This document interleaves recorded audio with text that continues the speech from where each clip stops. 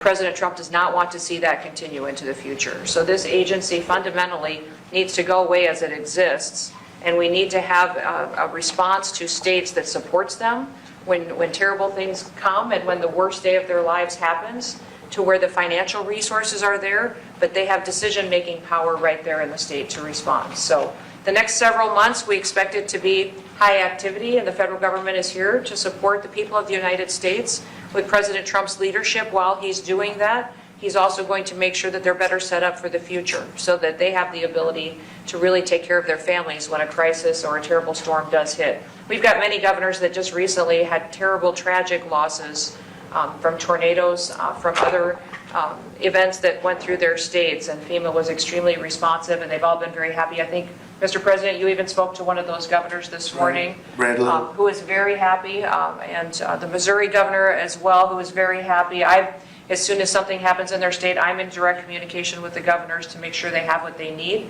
but also making sure that they have the ability to make decisions to respond to the people that live in their states. Thank you very much. Great job, everybody. So we want to wean off of FEMA, and we want to bring it down to the state level. A little bit like education, we're moving it back to the states so the governors can handle it. That's why they're governors now. If they can't handle it, they shouldn't be governor. But these governors can handle it, and they'll work in conjunction with other governors. They'll give each other a hand. But the FEMA thing has not been a very successful experiment. Very, very expensive, and it doesn't get the job done. You saw what happened in North Carolina under the past administration. And when we got in, we did a great job for North Carolina, brought it back, but it was a disaster, FEMA. And it has not worked out well. It's extremely expensive. And again, when you have a tornado or a hurricane or you have a problem of any kind in a state, that's what you have governors for. They're supposed to fix those problems. And it's much more local, and they'll develop a system, and I think it'll be a great system. And also when it comes to forest fires. So for years I've been meeting with heads of other countries, and they are forest countries. They call themselves forest, Austria and others. And they say, we're a forest nation, we live in a forest, and they don't have forest fires. And in one case he said, you know, our trees are much more flammable than California, but we don't have forest fires because we clean the floor, we sweep the floor of leaves, of dead debris, of trees that fall, because after 18 months, a tree is like it's like tinder wood, and it goes up, it virtually explodes. Well, we don't take the trees out. California is a disaster, what they've done in California. They don't do anything.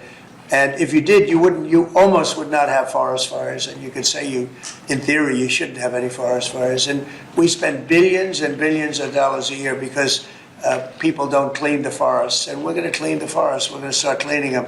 We're going to get rid of dead wood. The environmentalists say, oh no, let it regenerate. It doesn't regenerate. It just sits there and it usually catches fire. And we're going to have a whole new system, and it's called forest management. And if you look at some of these countries in Europe and other places that literally live in forests, very flammable forests, and they don't have problems. And they call me, they don't even know how it's possible that we can have the fires that we have. And the people behind me know that very well, and we're going to start working on that system. And we're going to save a lot of trees. We're also going to cut down trees and replant new trees. And that whole industry is going to be growing because we don't need the help of anybody. We have just about more, or as much, but more than almost anybody else in terms of lumber and wood.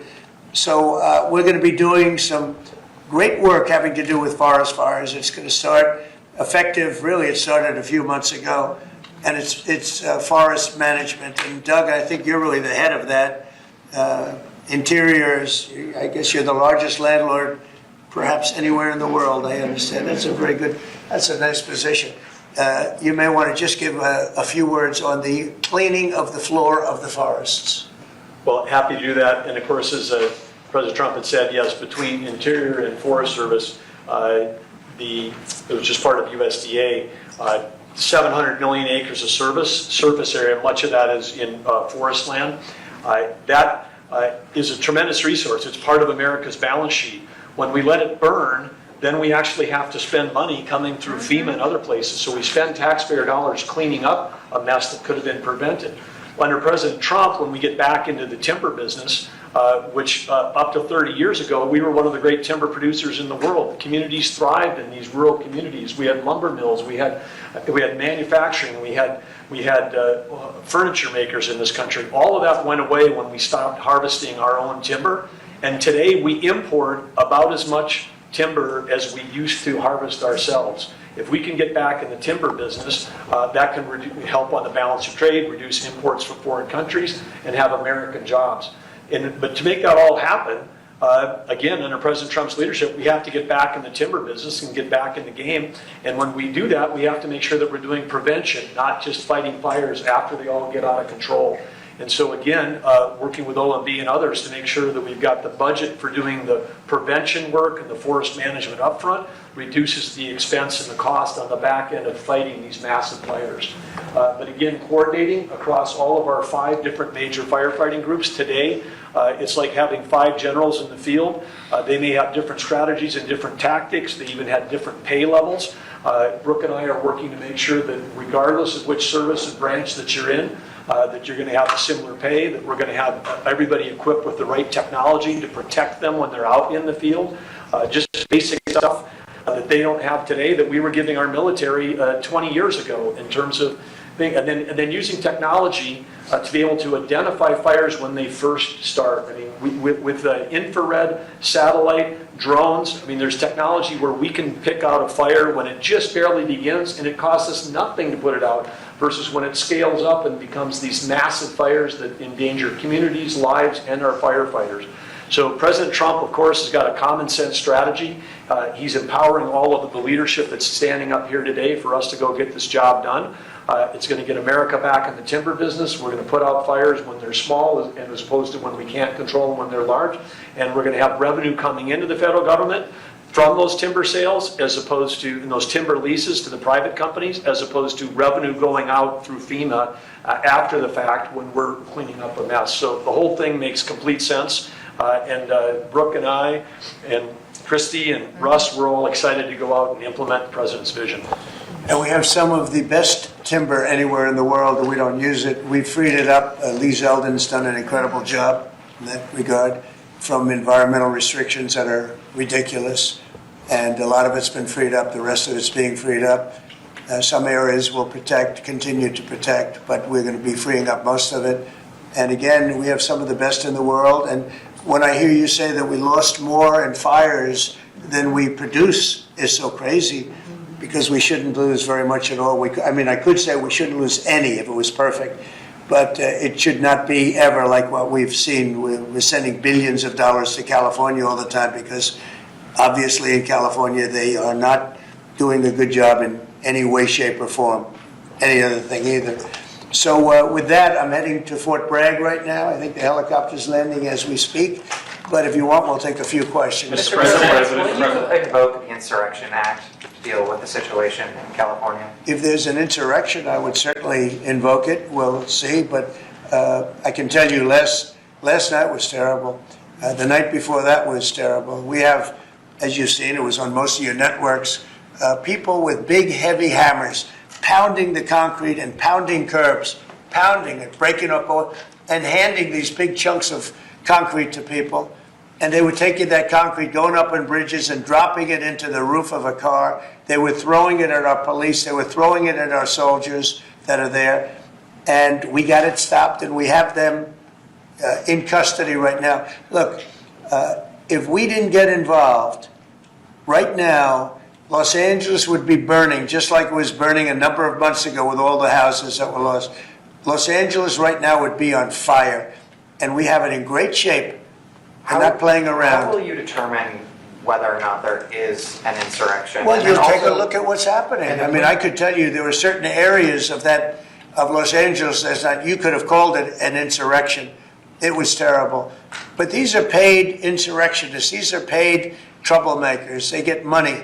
And when you take a look at what they do, where they show up and everyone's saying, what's he doing? He's pounding the curbs. This one guy's pounding the curb, breaking the curb, and handing big pieces of granite. In some cases, it's granite and concrete to other people. And they're running out with it. And then we watch the other people and they try and throw it into the face of the soldiers, throw it into the face of the police, and they hurt some people very badly. They go up on bridges, they drop it down on the cars as the cars are moving. They're not breaking the curb because they're doing a demolition service. They're breaking it to hand out to people as a weapon. It's bad stuff. I've never seen that before. Mr. President, how soon do you want to see FEMA eliminated? And what's your message to the governors about how much more of an expense is going to fall to states? Yeah, well, it's not going to be so much the states. We're going to give out less money. We're going to give it out directly. It'll be from the president's office. We'll have somebody here. Could be Homeland Security, but we're going to give it out through a method where it's given out. As an example, I just gave out $71 million to a certain state. They were looking to do about 120. They were very happy with the 71 million. We did a little cutting, and they were very happy with it. So we're going to do it much differently. We think after this, Christy, I'd say after the hurricane season, we'll start phasing it out. Yes, sir. You set up a FEMA council over the next couple of months. We'll be working on reforms and what FEMA will look like in the future as a different agency, as under the Department of Homeland Security to the President's vision. And it will empower governors to go out and respond to emergency situations. And that what the President does best is to make sure that the taxpayers are only fulfilling the need to which is appropriate, and that people are responsible to respond to their own people closest to home. So if a certain state, as an example, gets hit by a hurricane or tornado, that's what a governor should be able to handle it. And frankly, if they can handle it, the aftermath, then maybe they shouldn't be governor. And Mr. President, when is the last time you spoke with Governor Newsom? A day ago. Called him up to tell him, got to do a better job. He's doing a bad job, causing a lot of death and a lot of potential death. If we didn't send out the National Guard, and last time we gave him a little additional help, you would have, Los Angeles would be burning right now. Los Angeles would be not a lot different than what you saw take place in California and Los Angeles just a little while ago. And, you got to remember, we have the Olympics coming. And we don't want people looking at Los Angeles like it would have been. It would have been bad. Last night they had total control. If we didn't have the military in there, the National Guard, and then we also sent in some Marines, we had some bad people. We have people, they look in your face and they spit right in your face. They're animals. And these are paid insurrectionists. These are paid troublemakers. They're agitators. They're paid. Do you think somebody walks up to a curb and starts hammering pieces out, has all the equipment necessary, and starts handing it out to people to use as a weapon? These are paid insurrectionists or agitators or troublemakers. You can call it whatever you want. And we ended it, and we have in custody some very bad people. Some very bad people.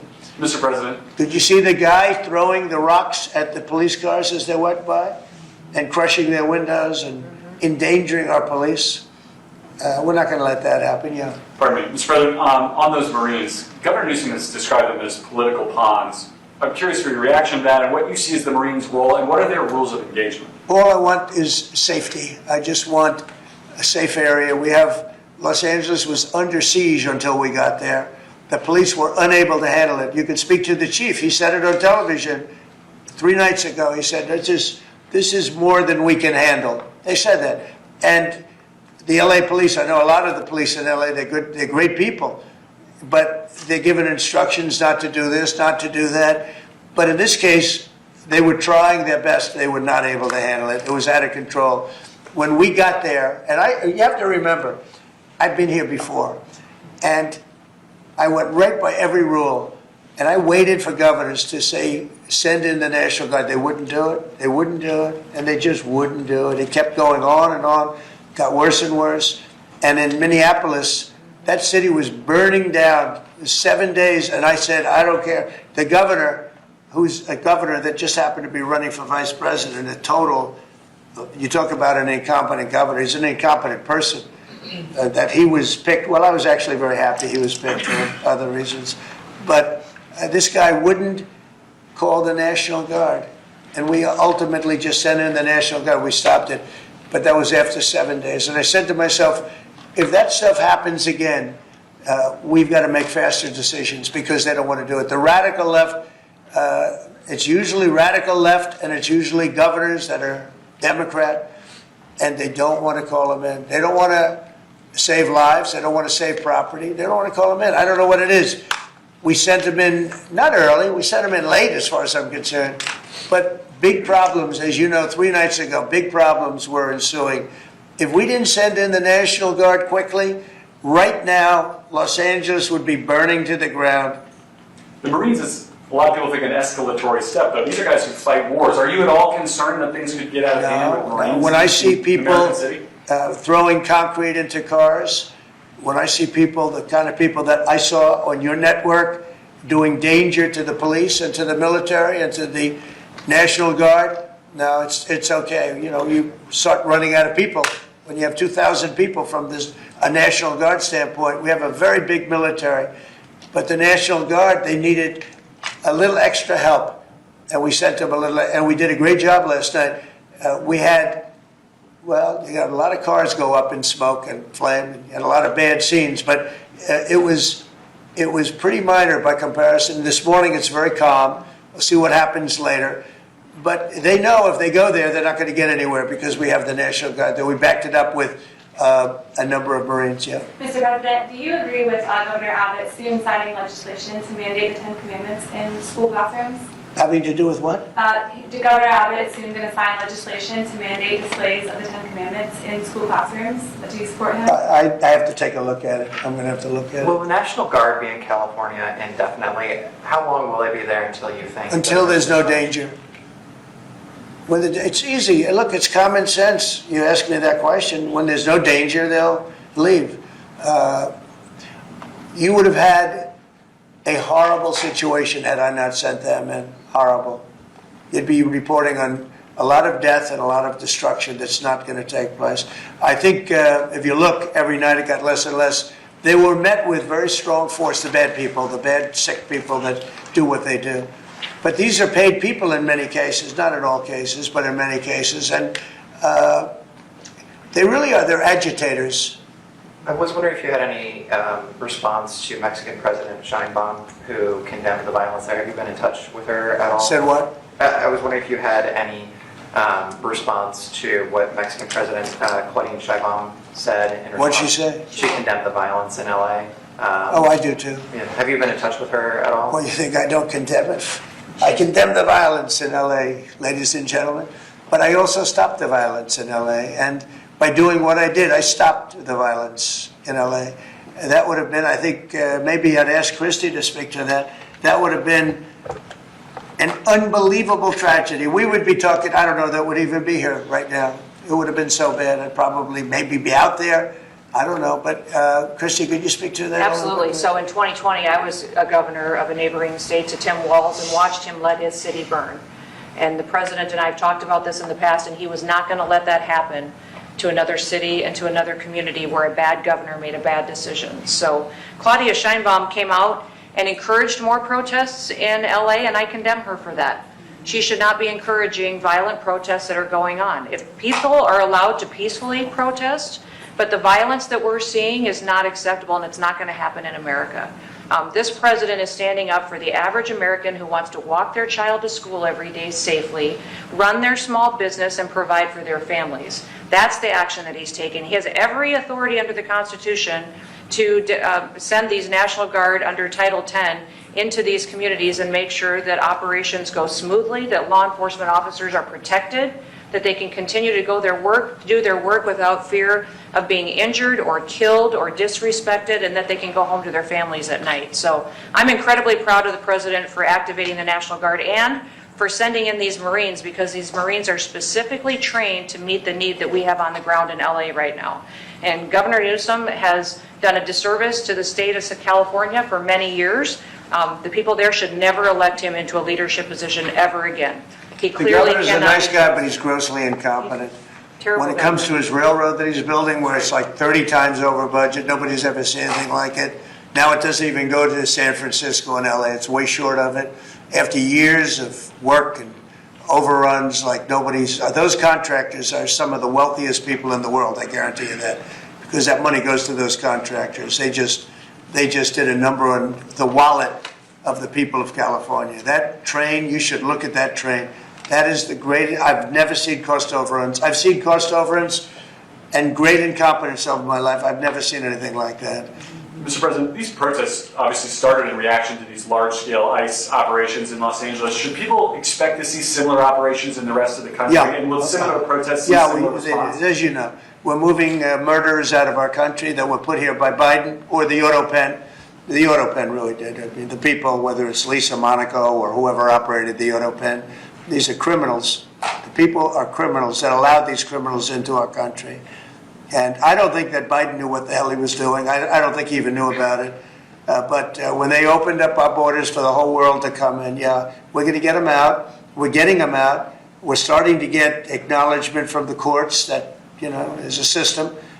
They come in without courts and they go out, they want trials and everything else. I think that's starting to work out now. Judges are starting to see what a terrible situation it is. Many of those people that you saw on television last night are criminals that were allowed into our country by Biden. And they want to stay, and we don't want them. And they come from jails, and they come from mental institutions, and they come from all over the world, not just South America. And we're not going to let them stay.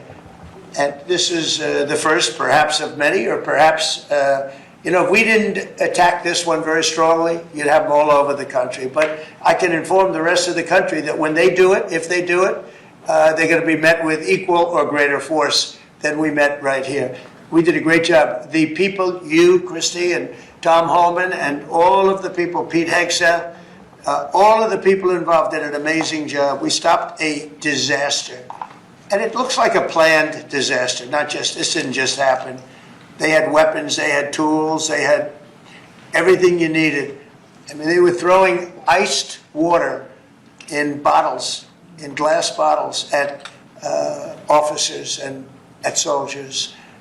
These are, you could not use the word insurrection, but you could also use the word, these are very dangerous people, they're bad people. They were met with heavy force and they folded. And they may be there a little bit tonight, they may be there a little bit, but it seems to be getting less and less because they're going there and they're met with a very heavy force. And if they weren't, you would have that city right now would be on fire. It would be burning down. The rest of it, what's left over, because the other fire was started because they wouldn't allow water into LA. They wouldn't allow water into California because they had it all shifted out to the Pacific Ocean. And I turned it around. And I told them to do it in my first term, and they didn't do it. We had COVID, and they didn't do it. And I told them to do it. We did it in the second. Now we have billions of gallons of water flowing down. But Newsom should have done this. He's an incompetent man and an incompetent governor. Okay, any other questions? Mr. President, do you have any message to adversaries as the Army kicks off 250-year birthday celebration? I just think it's amazing. We're going to have a fantastic June 14th parade, Flag Day. It's going to be an amazing day. We have tanks, we have planes, we have all sorts of things. And I think it's going to be great. We're going to celebrate our country for a change. You know, recently, as you know, with World War II, the victory of World War II, I called up France and they were celebrating the victory. Well, we helped them a lot, as you know. I don't have to get into that. But I called up other countries. They were all celebrating the victory. We're the only country that didn't celebrate the victory. And we're the one that won the war. Okay, if it wasn't for us, that war, you would be speaking German right now, okay? We won the war, and you might be speaking Japanese too. I mean, you might be speaking a combination of both. We won the war, and we're the only country that didn't celebrate it. And we're going to be celebrating big on Saturday. We're going to have a lot of, and if there's any protester wants to come out, they will be met with very big force.